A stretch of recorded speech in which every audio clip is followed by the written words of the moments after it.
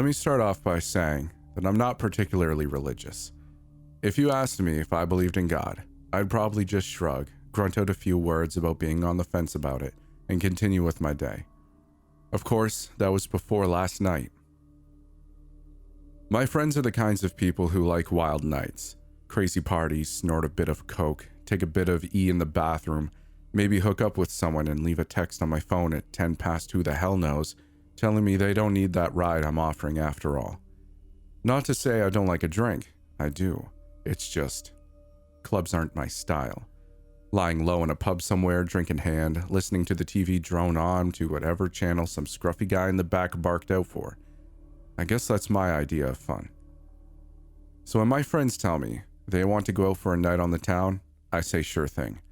I hang on for the first club, buy a non-alcoholic beer in case my car is required, and try to pretend that I'm having fun.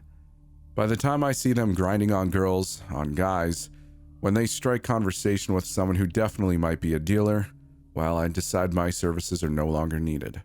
We aren't too far out.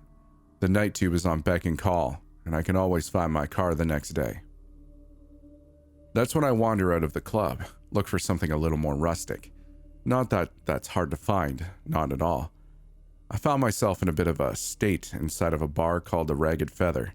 Wasn't a fan of the name all that much, but the drinks were cheap, and the largest demographic seemed to be middle-aged men watching reruns of the football. I tried to pretend I hadn't just staggered out of a club with my ears ringing. I slicked my hair back, slipped my phone into my hand, and wandered over to the bar. I took a double shot of whiskey and drank it in one hit. Just because I wasn't at the club didn't mean I couldn't have a good time. I hung at the bar a while on my own, scrolled through my phone pretending I was doing something far more impressive than I really was. I kept an ear out for the guys on the sofas. They'd get very vocal every now and then. I think the football was just running highlights, but they were incredibly dedicated to their teams. I got another whiskey and bled into the background. Of course, stragglers from clubs are commonplace. It wasn't long until some scantily dressed woman staggered in, laughing, chuckling, pointing for where they wanted to sit. I saw a guy walk in with his friend slung over his shoulder, catatonic most likely. He threw his friend onto one of the leather sofas, ingrained with beer and smokes, and demanded 2 pints of water and all the peanuts the bar had in stock. The bartender seemed bitterly amused. Some of the girls were taking selfies, Snapchatting their friends who were still at the club. They were ordering shots, gearing themselves up for the next leg of their night. A couple blokes wandered in with curries and takeout trays.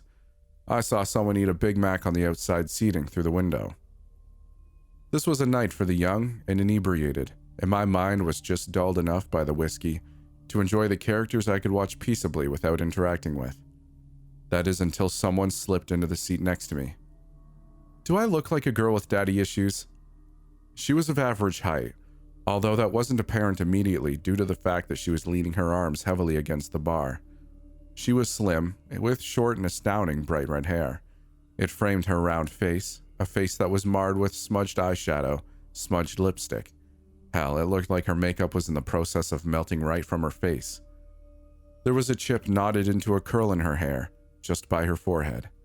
The drunk side of me was actually tempted to pick it out. The girl was clearly drunk, and as I looked around the bar, I couldn't quite place where she had come from. She didn't belong to the crowd of selfie takers. She wasn't with the catatonic guys. I hoped for her safety that she wasn't the middle-aged man. I tried to look out the window to see if maybe a group was missing one inebriated, bright-haired girl, but I couldn't. The window had fogged up. Too much heat inside, not enough outside. "Are you okay?" I asked her. She pointed her finger at me. "Answer my question," she slurred. I really wasn't sure what to say. I settled on staring at her awkwardly, trying to answer with a bemused expression on my face. The girl's lips curled into a drunken smile. She snorted, placing a hand over her mouth to smother her laughter. It only really aided the deconstruction of her lipstick. "I do, you know," she said, pushing herself up a little against the bar. "Have daddy issues, I mean, in case that wasn't obvious." She gestured to herself, to the musk clothing that must have looked quite spectacular when she'd left home that evening, to the stains that looked a lot like old food, the sticky residue on her neck and shoulders that was quite obviously a thrown drink. What happened? I asked her. Her hair had curled around her neck, I realized. It was sticky with that same substance. She was a wreck. I got in a couple of fights. No big deal, she said, shrugging. Didn't start any, of course. No, I didn't do that. But my father. Your dad did this to you? She smiled brightly. In a way. Do you need me to call someone? I already had my phone in my hand. The girl looked like she was probably in her early 20s, but that didn't mean she couldn't have been suffering from some kind of paternal abuse. The only number I knew off the bat was Childline, which wasn't quite appropriate. The police? Damn, was I going to have to deal with the cops tonight? While my friends were snorting coke not 2 doors down? The girl pushed my hand down firmly. She was already shaking her head. No, she told me. I don't want you to call anyone. Now her expression changed. It wasn't the attempted, sultry look I'd seen on many girls of her state. It was open and wide and engaging. She wanted something from me, and I felt compelled to give it to her. I want something else. What do you want? I asked her. To tell you a story, the girl said, before glancing to the bar. And for you to buy me a drink. The universe is a pain sometimes, and I'm afraid I think I might have lost my wallet. I laughed. I didn't know this girl, didn't know where she'd come from at all. My nights were generally about getting comfortably wasted and making sure my friends weren't dead in a ditch by the end of it all. I was used to getting hit on every now and then, but even as I sat on that bar stool with a drink in my hand, I knew that this wasn't what this was. This girl had no intentions of getting into my pants. All she wanted was to talk. I guess I was okay with that. What's your poison? I asked her. Her lips quirked. Appletini. The bar offered a very limited cocktail menu, but by some miracle I was able to order her an appletini from the list. I ordered a cider to go with it, suddenly a little too aware of where this night could go. I'd unthinkingly supplied this liquored-up stranger with even more alcohol, and she had clearly had a rough night of it. A part of my old instinct came back, the same instinct that had me texting my friends every few hours to make sure they hadn't wandered off to somewhere dangerous beyond the club. With no one but the bartender aware of our existence on these stools, I realized that I was suddenly responsible for this very drunk stranger. The girl coddled her drink, running her finger delicately over the rim of the muggy martini glass. This takes me back, the girl said amiably. She looked at me suddenly, her green eyes startling. You know what this was called originally?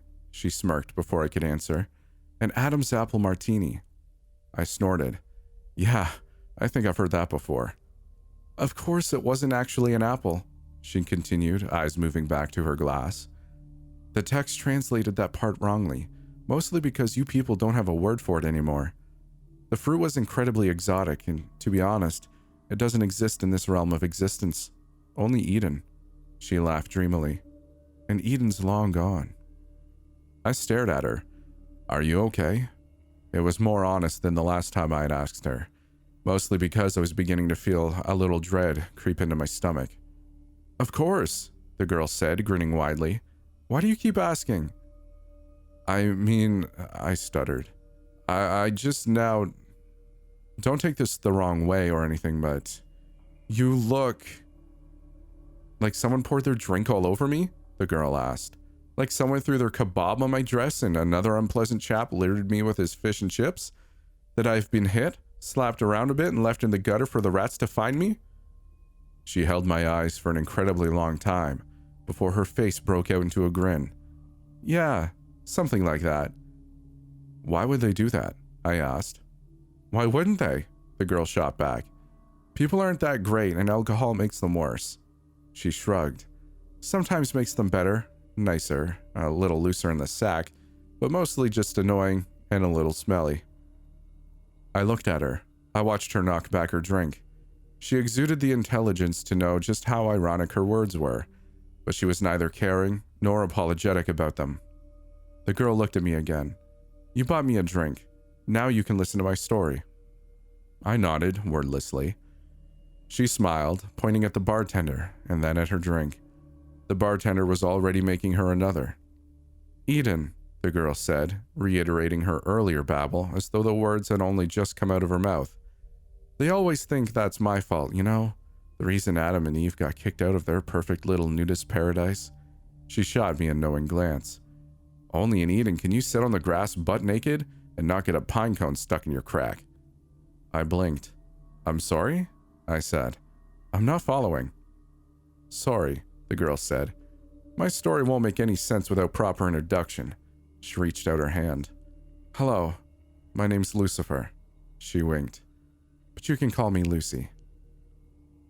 There's an uncomfortable heat that stretches through your veins when you first go into fight or flight mode. Adrenaline pounds through your blood, and all you want to do is get up and go. It overrides everything else. A lot of things made sense when that girl told me her name. For starters, that she was crazy. She had to be. She looked like she'd been attacked on 4 separate occasions in one night, and up until that moment, I hadn't known how that could be possible. Behind the melty makeup and dirty clothes, she was rather attractive, and her attitude hadn't come off as catty or rude. If she'd been going around telling people she was the devil, though, that gets a reaction out of people. I suddenly found myself looking at her wrist, down towards her ankles. Did she have some kind of cuff on from one of those mental institutions? Had she broken out of a hospital after a nasty bump on the head? Was any of this happening at all? I really would have to call the cops. I know what you're thinking, the girl, Lucy, said. You're thinking that I'm crazy, that you need to get out of here. Maybe you even think I'm aggressive. Are you?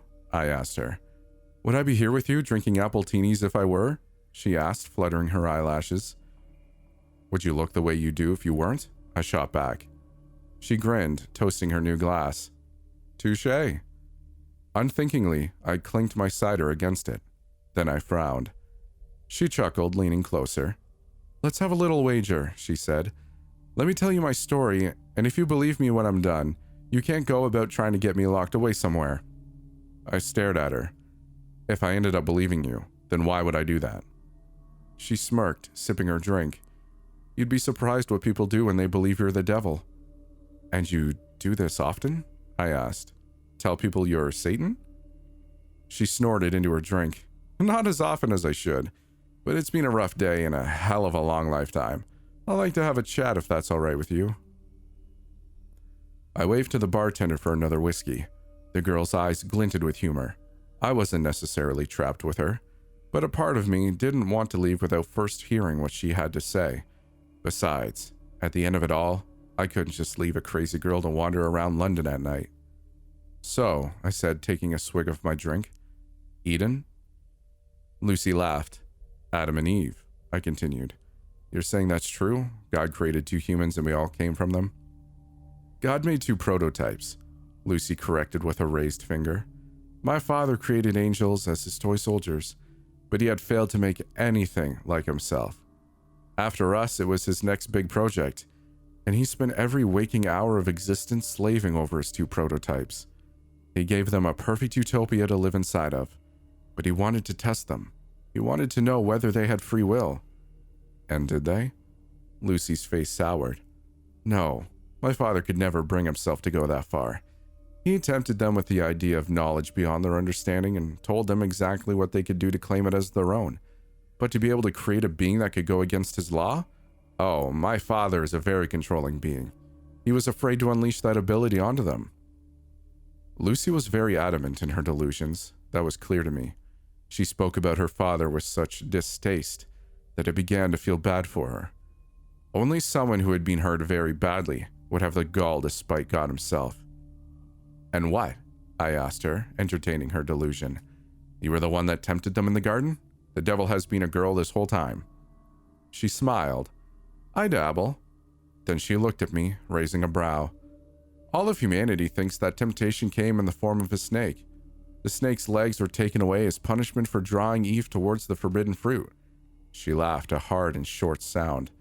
Snakes never had legs, and it was not a sin to tempt those poor prototypes into doing what they did next. Her shoulders were very tense as she took her next sip, but her eyes were filled with exhilaration. She seemed thrilled to be telling me this. I was the favored child. My father loved and adored me. He named me the Lightbringer. I was stood at his side during the creation of this earth, during the creation of humanity. She pursed her lips, slamming her glass against the table. The bartender eagerly went about making another. My father couldn't bring himself to go that extra mile, so he asked me to walk amongst the prototypes and tempt them myself, draw out their desire for the forbidden power he had hinted at. "You're saying God wanted us to know this stuff?" I asked her, skeptically.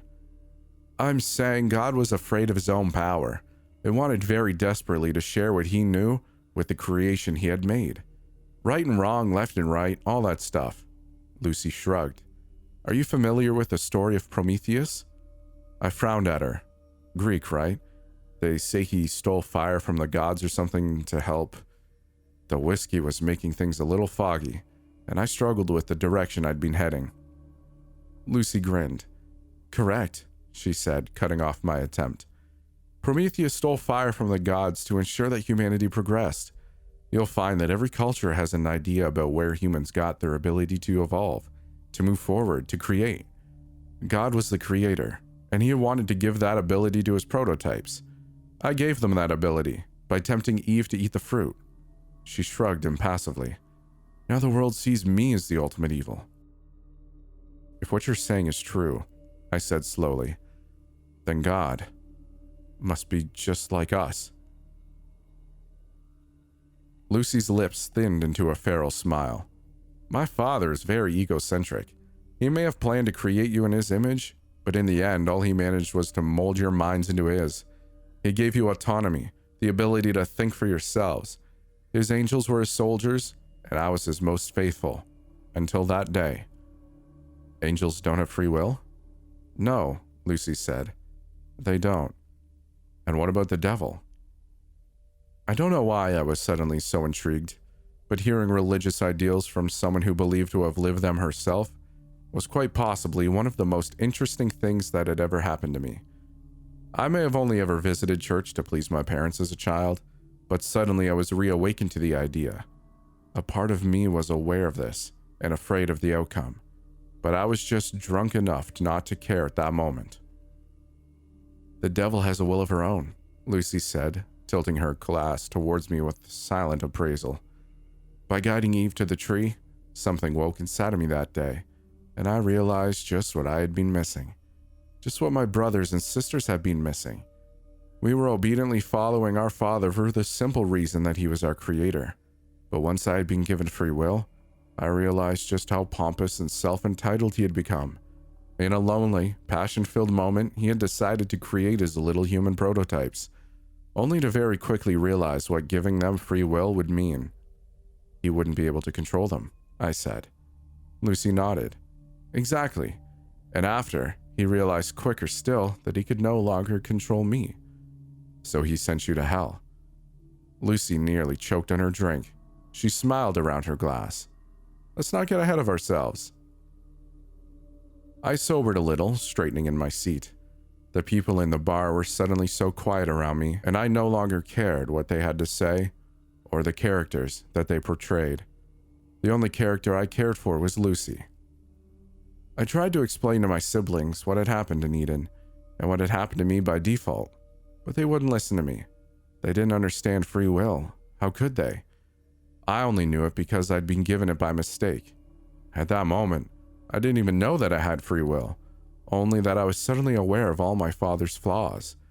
My siblings couldn't see those flaws, and so they thought I had suddenly turned cruel and was abandoning our father by exposing him as a sham for the ruler we all thought him to be.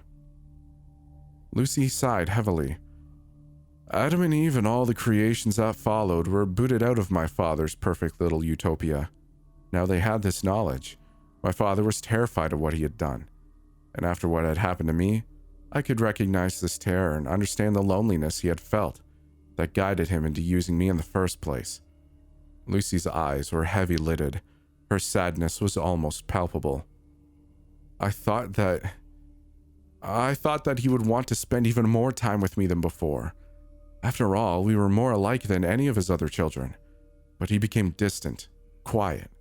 He played around with his little humans every once in a while, but mostly he condemned them. He blamed them for his weakness. She smiled weakly. He blamed me. Lucy's story was turning more and more into that of a child with a distant, somewhat abusive father. I had known many kids with a background like hers, and now I was beginning to fear just how much of her story was rooted in truth. I'd heard that it was easier to sink into fantasy when you had been abused, and I wondered if that was the reason for her story, for her desperation to share it with me, a complete and total stranger. I respected her wager, whether or not I liked it. I felt compelled to let her tell me her whole story before I tried to judge or unravel it. I sat quietly, letting her come around as she played with the last of her drink. "It became clear," Lucy said after a long moment's pause, "that I no longer belonged where I was. I couldn't follow my father's plan because I could see that he no longer had one. My siblings refused to see reason, and so, eventually, I was met by many of them, headed by my father. He told me all that I feared. He told me that I no longer belonged where I was. I wasn't an angel anymore. I was no longer his lightbringer, his Lucifer. I was a mutation of his will, and so he extracted me from grace, and I fell." A long silence stretched between us, only interrupted when the bartender poured us 2 new drinks. Lucy drank hers reflectively. I didn't touch mine. "I am afraid," Lucy said quietly, "that this is the part that generally makes people want to punch me in the face." "Why?" I asked. "Because your dad threw you out?" I paused, trying to abide to her metaphor. "That he put you in hell?" Lucy laughed sadly. "Ah, humans. My father gave you his way of thinking, and look at you." She shook her head. "No, not because he put me in hell." "Then why?" "I fell to earth," Lucy said. "Father gave me dominion of the one place he thought I would fit in. Humans had free will, so did I. What is the saying? A match made in heaven?" She snorted dismally. "Of course, that's not quite right, is it? When I fell, I was faced with a humanity that was so different from my father's little prototypes." Her tone had changed. There was an aggression behind her words that began to unsettle me all over again. I saw emperors and kings, governments and churches. I saw corporations who claimed to be rulers, presidents and big fat dictators. And I watched as humanity fought and lost. And finally, just finally, they gave up altogether.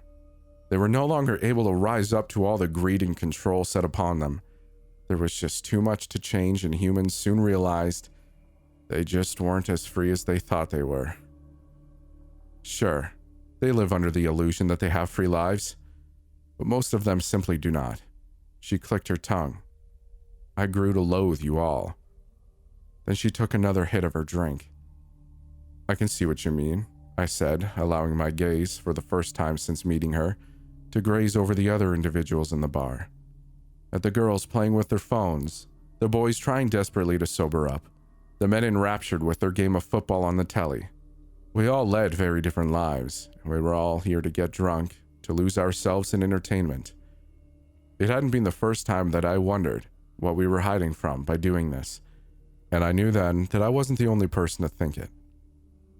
"You hide behind your alcohol and poor choices and pretend you have free will," Lucy said, waving her hand across the room.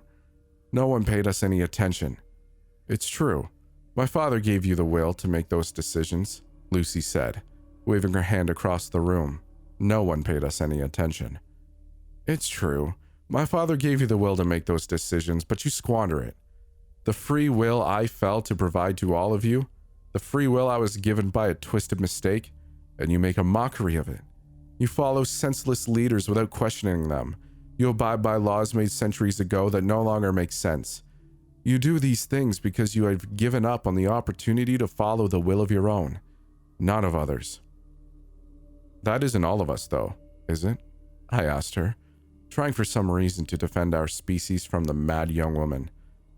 "Because you see on the news all the time, don't you? People do rise up. We do protest. People can make a difference." Lucy laughed bitterly, nibbling the rim of her glasses. "Really?" she said. "You can sit here and say that it can't be all bad because of the few that refuse to conform, those you call your rebels. They make up for it all?" She grinned around her glass. "By that logic, I'm the biggest rebel of them all. Am I expected to make up for all your sorry mistakes? By your logic, I said, you should be punishing it, right? If that's what this metaphor is all about. I laughed. I couldn't help myself. I took a sip of my drink. Is this whole story just so you can tell me that you think we're all going to hell? If so, I think I can see why people want to punch you. Lucy didn't say a word. Simply, she watched me. It felt unnerving to have someone like her watching me like that, with an intelligence that went beyond anything I'd come across at gone midnight in a seedy bar. The drunkenness in her eyes was no longer present. Her face wasn't flushed like before, and her makeup couldn't represent the mess I'd seen when she first appeared on the stool by my side. It was like I was looking at someone else entirely, and I was afraid. Let's review what you said, Lucy said slowly, articulately. She wasn't slurring. Had she been slurring before? You think I'm going to tell you that humanity is going to hell because you refused to use the gift I gave you? Her nails curled into the bar. My father may have been the one to guide me, but I paid for his mistakes. I'm the one responsible for your will in the eyes of your species. But that was never true. You are responsible for what you do here, not me. She pursed her lips, tapping the bar as a bartender filled her drink again. Tell me, do you remember my mentioning hell at any point during this story? Or was that just you? I opened my mouth to answer, but something faltered. My lips trembled and I slammed them shut. Lucy smiled, taking a sip. Thought not. She looked away, eyes scanning the room lazily.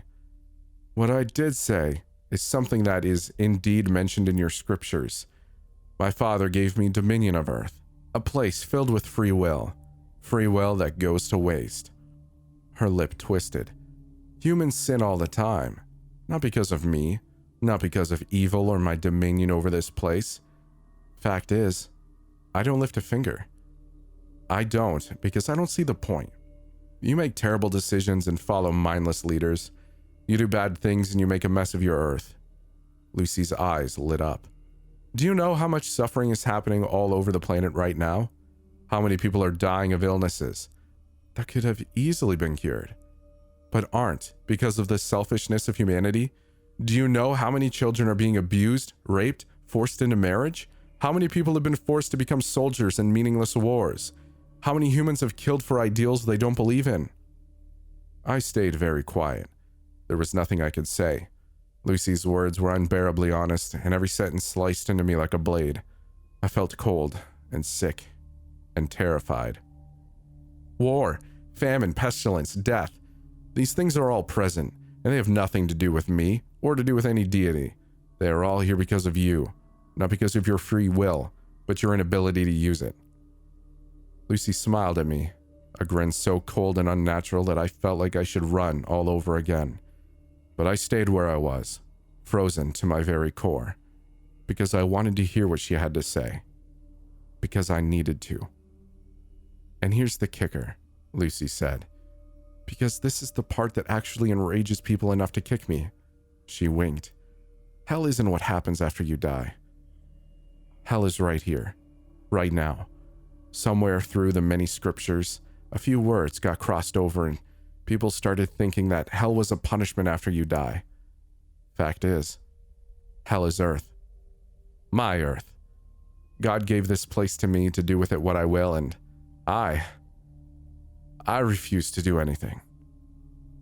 What are you saying? I asked, because I was suddenly very desperate. Exactly what you think, Lucy said, toasting her glass. I didn't reciprocate, and she laughed, a light and airy sound. I had so many plans for your species.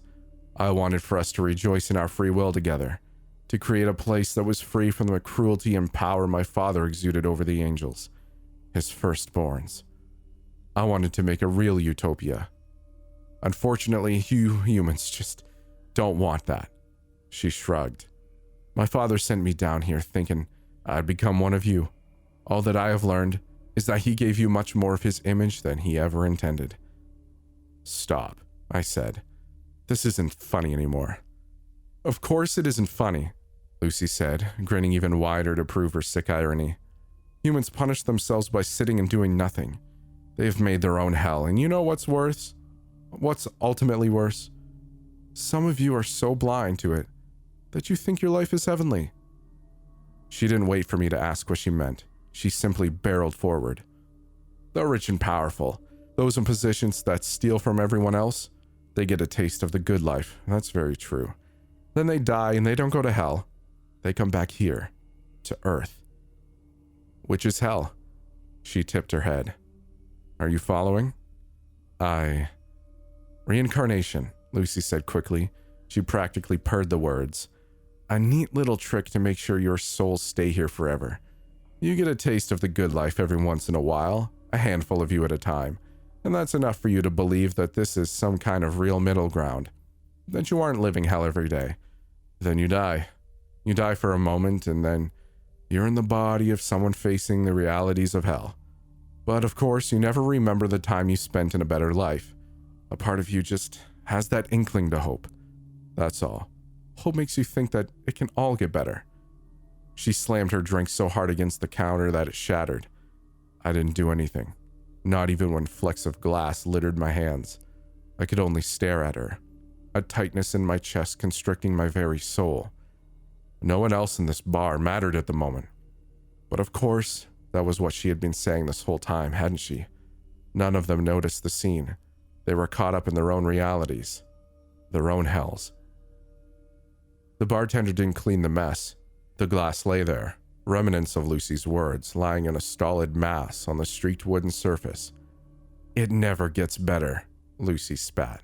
"You are stuck in a loop, and until you do something about it, you will never be free. None of you. And I won't do a thing to stop it." "How?" I asked. I don't know when I started seeing the girl in front of me as more than a girl, but with a weakness threatening to pull me apart, I stared at the bright-haired thing in front of me and I saw something more than a human in her early 20s. I saw more than a girl suffering abuse from her father. I saw a fallen angel. I saw a being with scars buried so deep that they existed beyond this realm of seeing entirely. I saw something that I would never be able to write down in words, no matter how long I lived. "How do we change this?" I begged. But Lucy didn't answer me. I didn't blame her for that. Blame gets thrown around so often, and I knew then that she was sick of that, sick of being blamed for our mistakes. So I changed tactics. "Why me?" It was an honest question, and I think somewhere deep down Lucifer respected that honesty. Which is why she said, "When you first saw me, you were afraid for my safety. When I told you I was the devil, you wanted to lock me away, but still you did so because you were afraid of me. But still, you did so because you were afraid for me and not for yourself. You didn't wish to harm me, not even when I told you who I was and what I was capable of, for changing your very lives. You're a good person, but I'm afraid that means nothing when you don't have the will to do anything with it." She smiled at me sympathetically, the devil showing sympathy for the human that sat across from her at the bar. It was surreal, and for a few heavy moments, I truly thought I must be dead. There was no other way to explain what I was seeing, who I was speaking with, what I had just heard. What am I supposed to do? Lucy reached out to me. She placed a hand on my shoulder. Her hand was cold and warm at the same time, and I felt my blood boil where her fingers scraped my skin, and I knew. Sharing a story like this isn't easy. Hell, it might be the hardest thing I've ever done. Good thing there's no such thing as hell then, right? The fact of the matter is simple. The world is a mess because we refuse to change anything. The devil herself walks among us, and she desperately wants to make our lives better. But she won't. She won't because we won't. We have to prove our will to her before she is willing to do anything herself. We have to be good to each other, to help us all to be free. Of course, Lucifer told me one last thing before she left that bar. One thing that will stick with me until this body is nothing but rot in the dirt. You can tell as many people as you want, but take a good look at me. I have told 5 other humans this night the same things I have told you, and this was their reaction. They have hurt me, burned me, thrown their food and drink at me. Humans are afraid of their free will, and they find it so much easier to hurt than to own up for their inadequacies. You will only be free when you stop seeing yourself in the same way my father sees himself. So that's what I'll leave you with. Lucifer won her wager that night, and I let her walk out the door. And I beg you to do the same. If the devil approaches you one night, listen to what she has to say, and listen to what I've been able to tell you of our meeting. The devil is real, and she doesn't want to torture us. No, we do that just fine on our own.